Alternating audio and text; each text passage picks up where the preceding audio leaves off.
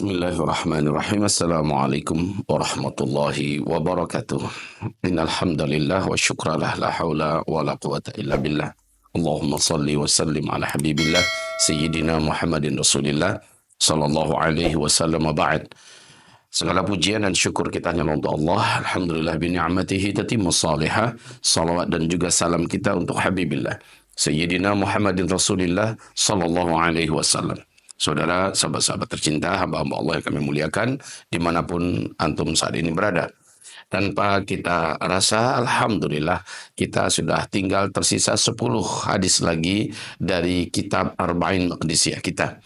Ini sekarang tinggal hadis yang ke-31 ya. Dan setelah itu beberapa hadis selesai. InsyaAllah ta'ala kita akan membedah sebuah kitab lagi yang terkait dengan akhir zaman, yakni pusat peradaban Islam ya, yaitu Timur Tengah, yang intinya adalah Palestina dan negeri Syam insyaAllah ta'ala. Saudara sahabat tercinta, mari kita baca firman hadis Nabi SAW tentang penduduk Syam, ukuran baik dan buruk keadaan umat Islam di akhir zaman. Dari Muawiyah bin Qurrah, dari bapaknya ia berkata, qala Rasulullah sallallahu alaihi wasallam, telah berkata Rasulullah sallallahu alaihi wasallam, idza fasada ahlu Syam, bila telah rusak penduduk negeri Syam. Rusak di sini bukan artinya rusak secara agama, bukan artinya rusak secara moral, secara mental, tetapi rusak dalam artian kehidupan mereka diobrak-abrik, kehidupan mereka dirampas, kehidupan mereka dijajah, kehidupan mereka benar-benar berada dalam injakan ya, dalam penindasan. Fala khaira fikum, maka tidak ada lagi yang tersisa dari kebaikan pada kamu. Artinya apa? Semua orang-orang yang hidup di muka bumi, khususnya orang-orang Islam, wabil khusus orang-orang beriman, tidak akan bisa lagi merasakan kebaikan dari zaman itu. Karena barometer umat ini, barometer dan standar keadaan umat ini adalah Syam. Bila penduduk Syam dalam keadaan aman sejahtera, maka penduduk bumi, khususnya orang Islam beriman, dalam keadaan aman sejahtera. Bila penduduk Syam tidak dijajah, maka penduduk bumi, insya Allah, khususnya orang Islam beriman, tidak sedang dijajah. Bila penduduk Syam dalam keadaan makmur, sejahtera, dalam keadaan baik, maka itu pertanda bahwa penduduk bumi, wabil khusus orang Islam, orang beriman, dalam keadaan sejahtera, makmur, dan baik-baik saja. Tapi jika penduduk negeri Syam memang dalam kondisi ditindas, dizalimi seperti kondisi saat ini, itu pertanda bahwa umat Islam yang ada di muka bumi tidak akan jauh beda kondisinya ditindas, dizalimi, ya, dijajah. Coba lihat apa yang terjadi pada hari ini, saudaraku, di Turkistan Timur, yaitu Uighur, bangsa Uighur ya, atau disebut juga dengan Xinjiang. Apa yang terjadi pada hari ini tidak mampu kita katakan betapa beratnya kondisi hidup mereka. Bahkan apabila di Palestina umat Islam itu dijajah, musuhnya jelas, yang ditarget jelas. Sementara tidak ada upaya untuk memurtadkan orang-orang atau rakyat Muslim Palestina. Sementara di Xinjiang sana, bangsa Uighur benar-benar mengalami penindasan yang sangat sistematis, dalam artian bukan hanya fisik mereka dijajah, bukan hanya tanah air mereka dirampas dan dijajah, tetapi juga iman dan akidah mereka diberantas, bahkan diupayakan untuk dimurtadkan. Dan ada upaya yang sangat sistematis di mana negara yang langsung bekerja untuk memurtadkan mereka. Inilah negara komunis, yakni Republik Rakyat Tiongkok. Saudara-saudaraku, itu yang terjadi di sana.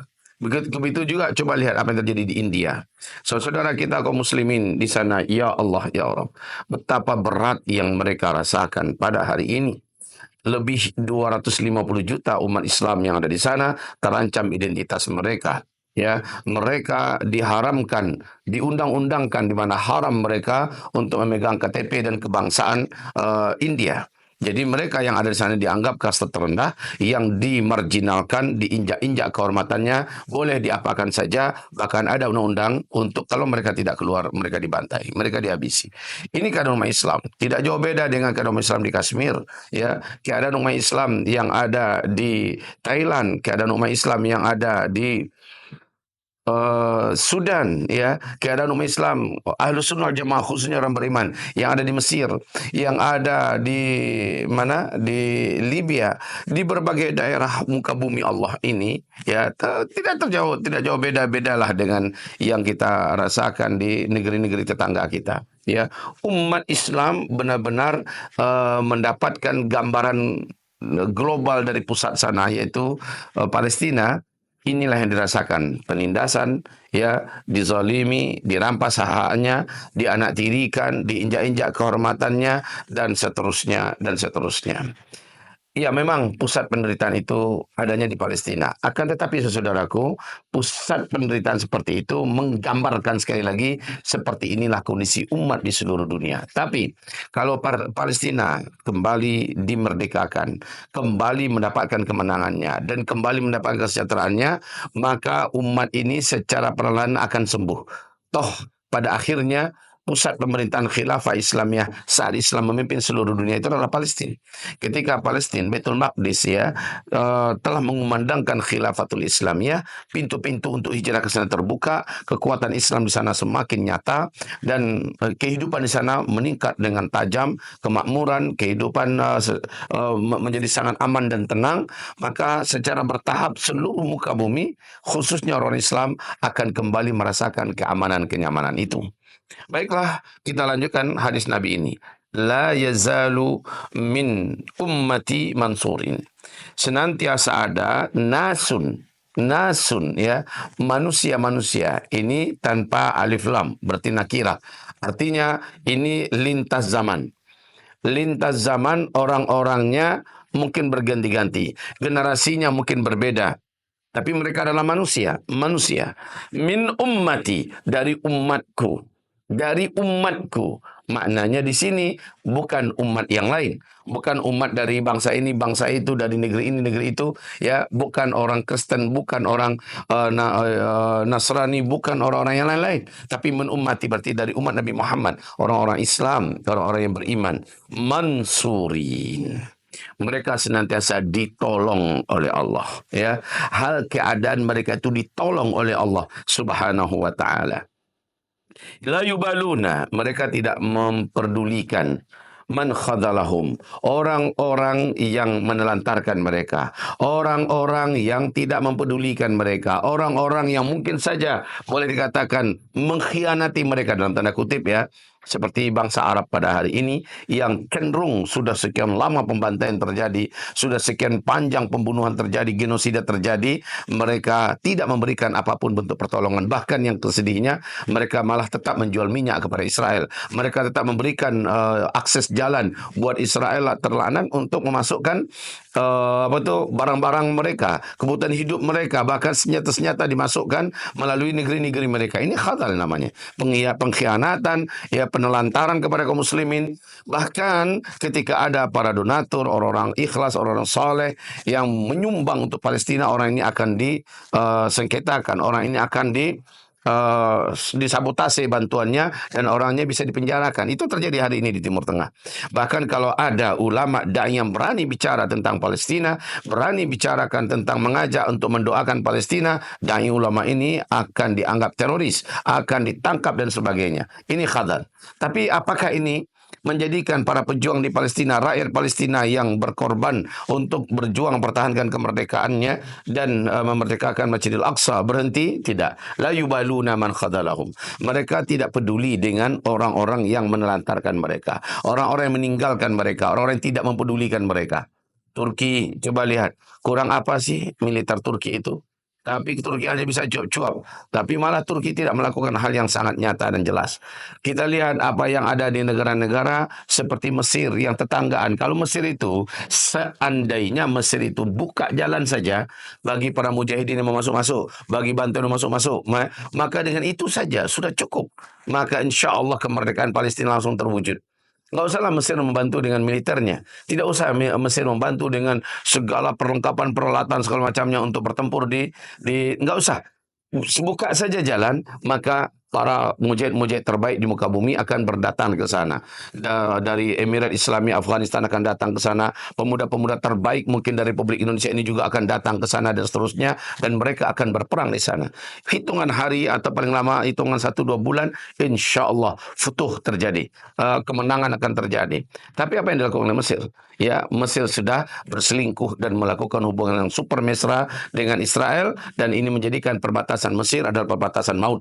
Ya, intinya tidak bisa dimasuki oleh apapun, oleh siapapun. Ya Allah, ya Rabb. Inilah dia yang disebut dengan khadal. La yubaluna man khadalahum. Mereka tidak peduli dengan orang-orang yang mengkhianati mereka. Mereka tidak peduli. Mereka tetap maju. Mereka tetap berjuang. Mereka tidak pernah menyerah. Inilah dia bangsanya. Hatta taqumas sa'ah. Sampai kapan mental mereka seperti itu? Sampai kapan karakter yang memberikan perlawanan seperti itu tetap ada? Sampai kapan kelompok ini ada? Hatta taqumas sa'ah. Sampai kiamat terjadi. Artinya kiamat terjadi ini apa? Di hadis yang lain, Nabi mempertegas sampai turunnya Nabi Isa alaihissalam. Turun Nabi Isa, orang-orang beriman yang sedang berjuang di Palestina sana, mereka saat itu sudah dipimpin oleh Imam Al-Mahdi, ya. Kemudian Nabi Isa turun, kondisi Imam Mahdi dan orang-orang beriman sedang dikepung oleh Dajjal. Dengan turunnya Nabi Isa, kemudian dibunuhlah Dajjal laknatullah alaih. Nah, orang-orang beriman yang terus memberikan perlawanan ini, yang senantiasa ada dan selalu ditolong oleh Allah Subhanahu wa taala ini, yang tidak pernah tergerus dan tidak pernah berubah, tidak akan pernah mereka mundur sejengkal pun dalam perlawanan mengusir penjajah Zionis Israel ini. Mereka ini pada akhirnya bersama Imam Mahdi dan Nabi Isa menghabisi semua Yahudi yang ada di muka bumi. Saat itulah Allah Subhanahu wa taala wujudkan hadis Nabi yang kata Rasulullah, semua alam ikut berpartisipasi untuk menghabisi orang Yahudi yang ada. Ya Muslim, wahai Muslim, ta'ala hadza Yahudiyyun warai faktulhu. Sinilah ada orang Yahudi sembunyi di belakang saya. Tangkap dan bunuh dia. Itu yang bicara pohon, yang bicara batu, yang bicara adalah dinding, yang bicara semua tempat di mana orang-orang Yahudi sembunyi. Ini seluruhnya akan memberikan, akan mengajak, memanggil orang-orang beriman, sinilah, sinilah, sinilah.